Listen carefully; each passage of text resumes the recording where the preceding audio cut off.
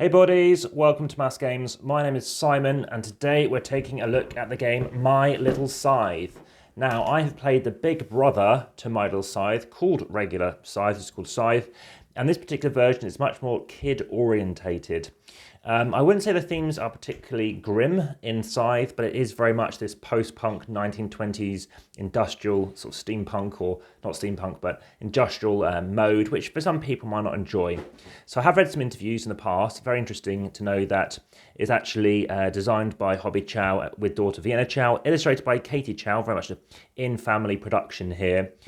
Done by Automa Factory as well for the solo play, which we'll look into as well. It's got game trays, which we'll look into. We've talked about parks in another video, so looking forward to seeing the game trays in here. It's by Stonemeier Jamey, so Jamey Stonemeier did the original. And in My Little Scythe, it's a lot quicker gameplay as well. We have these gorgeous little cool creatures, and ultimately we're throwing pies at each other, trying to be the most victorious person at the end of the game. So it's a 1 to 6 player game, very much like Scythe. Takes around 45 minutes and is ages 8+. Now, I've played numerous games of Scythe. The very first time I played it was actually with pimped out pieces, which you can get from the Kickstarter, if I recall. Also, aside from that, I have played the regular edition. It's the only edition I actually have one at. And it's a game that I know some people have played it in only 38 minutes. I've typically found there's usually someone new to teach, and it's taken around about 2.5 hours. In my first game of Scythe, I remember when it first came out, and people were raving about it, and I was building up a wonderful engine, and then the game ended. So that kind of stuff can happen. So the same components are intentionally empty. These are available for an expansion, all very interesting, which I do know a little bit about. This is, Stonemeier Presents. So here we have some information. So by all means, this is just an unboxing. If you've never known what's actually inside this box, this is the kind of video for you. There will, of course, be a review as well. This will be in the playlist called How to Set Up Play and Review. That's all the other video will be in. This one is still in English. We'll come back to that perhaps. And aside from that, here's that big board. Now, I have already zoomed out on the tripod, so I don't know if this is all going to fit in here. You may have seen from the weight, it's a pretty heavy to carry around box.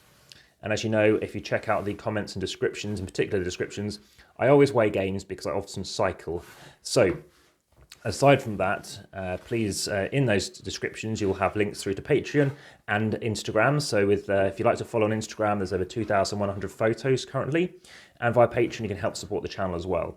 So it's a double-sided board, but one side is just fun, cute pictures, of course, designed by Katie. Oh, sorry about that noise. Let's see how this unfolds. Some interesting stuff going on here. So, 45-minute gameplay. It's a game that I've been keen to play for a very long time. And particularly the last few years, very interested in kids games. Kid weight games I've been very impressed with. So this seems to be really interesting how on earth it folds. So, okay, so you have to fold it. I've never seen a board like this. I've never seen a board fold this way.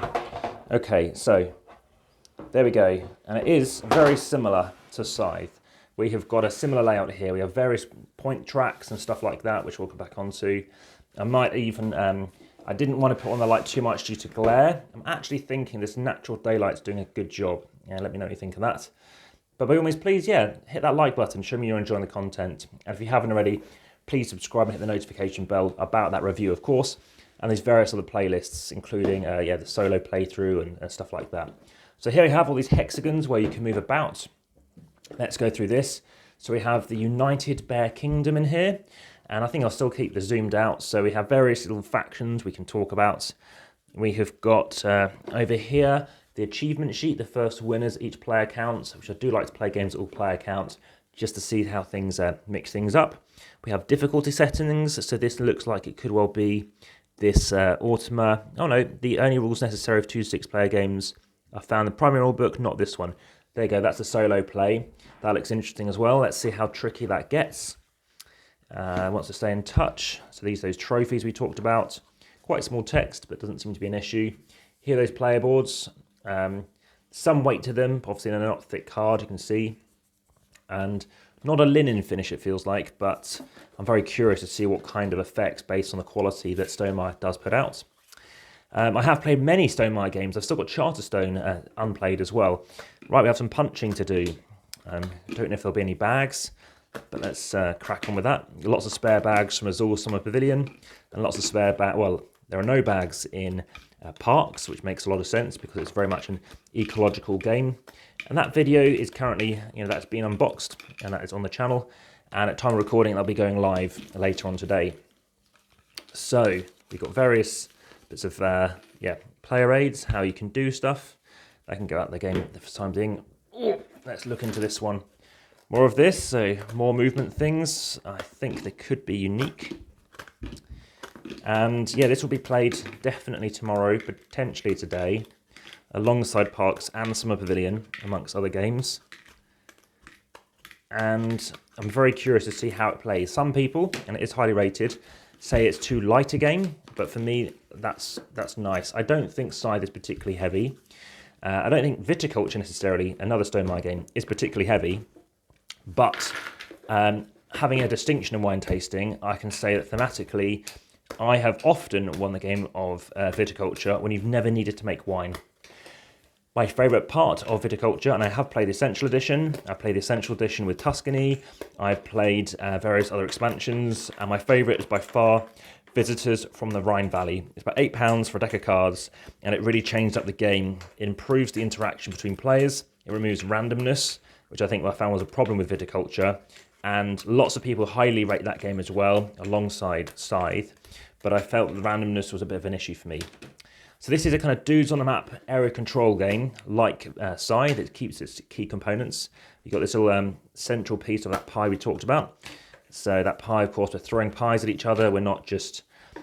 There's nothing really negative in regular Scythe, to be honest, but having the game Scythe, My Little, of course, to My Little Pony, that's a Hasbro reference.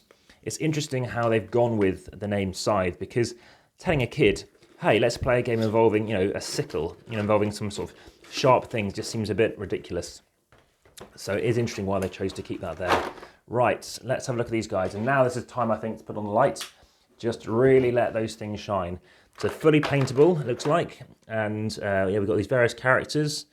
Not as heavy as I thought they would be. And I wasn't sure if they would be metal, but it's definitely solid. So various characters, neat intricate artwork, not too detailed in the sense that they become fiddly, and I would say in particular they're quite easy to paint. We have these various things here. Looks like we've got some health counters here, so we've got some apples, things that you can try and pick up, and something else to look out for is where, if we do have any bags. So we do have a bag here, so that's fine. We've got this chap here, that's to do with the pie pieces. We have got some cards, we've got some dice.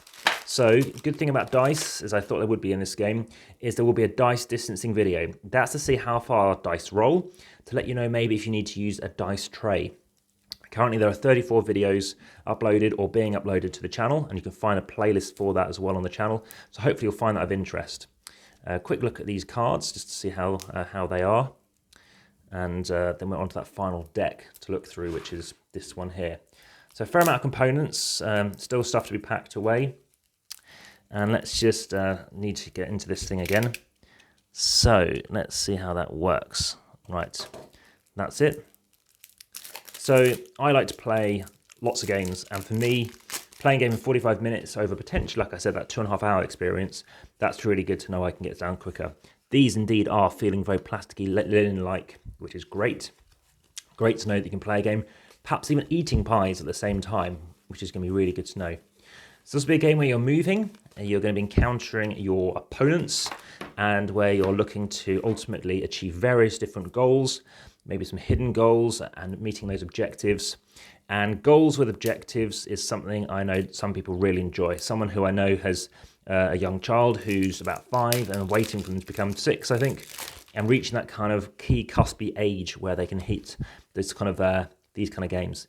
So this is a bit of a thicker card, that's really nice as well, and that's definitely linen, and like I said, that kind of maybe plasticky feel, so you can definitely eat pie and play this. I've always played viticulture, drinking wine at the same time. All these different values, so all these values represent is you're going to be secretly revealing and saying, yeah, I'm going to throw a 3-value pie, or basically throwing 3 pies at you, throwing 2 pies at you. So I'm glad they have actually, have that iconography there.